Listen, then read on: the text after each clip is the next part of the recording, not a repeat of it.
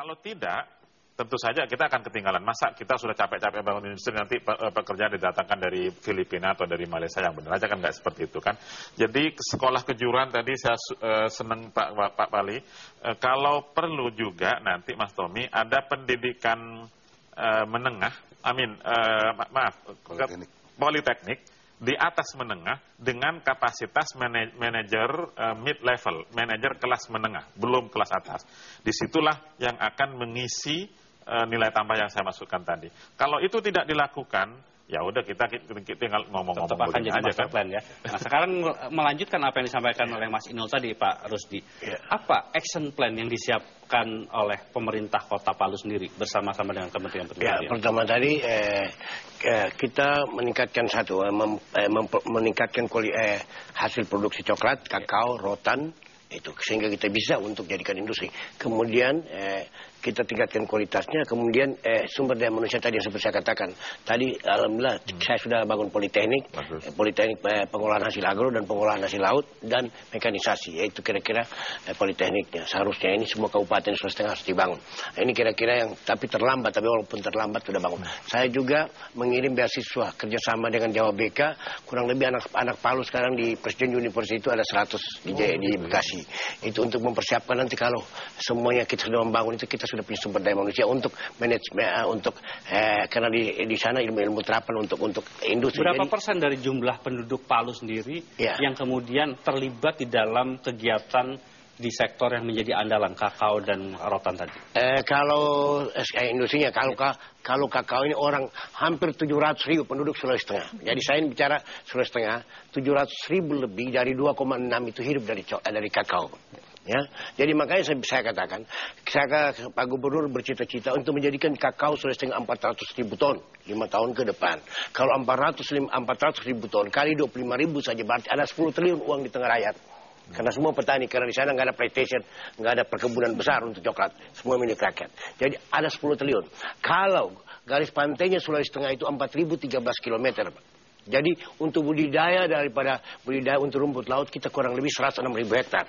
106.000 hektar kalau kita bisa menghasilkan 1,5 juta berarti kurang lebih juga ada 14 triliun bisa uang ada dari sektor budidaya rumput laut tadi. Ini kira-kira semuanya potensi yang ada yang kita. Kalau rotan berapa Pak nilainya Pak? Rotan kira-kira ada 26.000 ton per tahun kita yang kita bisa. Berapa nilainya itu kira-kira? Saya tunggu belum tidak sempat hitung seperti itu Pak kalau rotannya, tetapi itu cukup besar dan hampir semua kita ke Cirebon. Kalau seandainya tidak ada Sulawesi Tengah supply dulu saya, waktu itu Pak Gubernur Sulawesi itu hentikan ekspor untuk kirim ke Cirebon, tapi saya bilang kirim ke Tegalwangi waktu itu karena itu masyarakat kita yang sudah tradisi rotannya ada. Oleh sebab itu kalau kita mau rotan juga tumbuh harus kita bangun sumber daya. Pak Wali, sejauh mana pemerintah Kota Palu sendiri mengharapkan hadirnya investor luar negeri? Kita sangat mengharapkan Pak, tapi kita mempersiapkan perhitungan kita nanti ke depan Pak. Kalau saya terus terang melihat nanti Cina tumbuh dengan itu kurang lebih nanti Cina itu paling banyak akan keluar dari Cina untuk mencari investasi di luar. Karena Cina sendiri bahwa kalau duitnya di deposito kan dia akan berkurang. Dia lebih bagus pakai investasi. Itu kira-kira saya dari Janmen menemani Pak Wakil Menteri Perindustrian Pak. Saya ke Janmen bahwa di Cina mereka akan keluar juga dari Cina untuk masuk. Saya hitung kalau dari Cina akan keluar industrinya akan mencari daerah baru. Ke Saigon tanah mahal. Tenaga kerjanya mahal. Masuk ke Semenanjung Malaysia lebih mahal.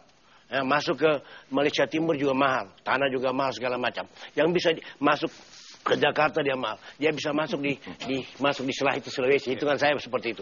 Masuk di Sulawesi tanah-tanah kita masih antara 10.000 sampai 50.000. Nah, oleh sebab itu kita harus sudah persiapkan 1.500 harus kita bebaskan. Sehingga nanti waktu masuk kita gampang untuk mengundang industri. Pak Dedi, kalau mendengar penjelasan dari Pak Wali sendiri, sejauh mana atau dari 6 koridor itu apakah semua prioritasnya sama atau ada pilihan yang didahulukan dan yang lain di belakang itu?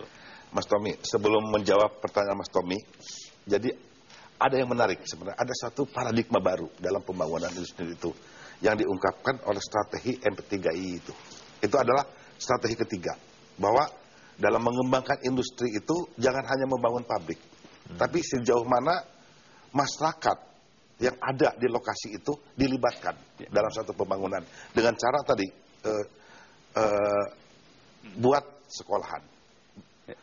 Semua tergantung pada jenis industrinya. Dan juga jangan lupa dibuat masalah pusat inovasi. Nah, pusat inovasi itu ada 3 tujuan utama. Yang pertama adalah menyangkut masalah peningkatan mutu. Yang kedua adalah bimbingan atau pelatihan. Yang ketiga adalah risetnya itu sendiri. Saya nanti ingin tanya Pak Dedi berkaitan dengan kompetensi inti industri di daerah. Tapi kita jangan kemana-mana, Ekonomi Challenges akan segera kembali setelah yang satu ini.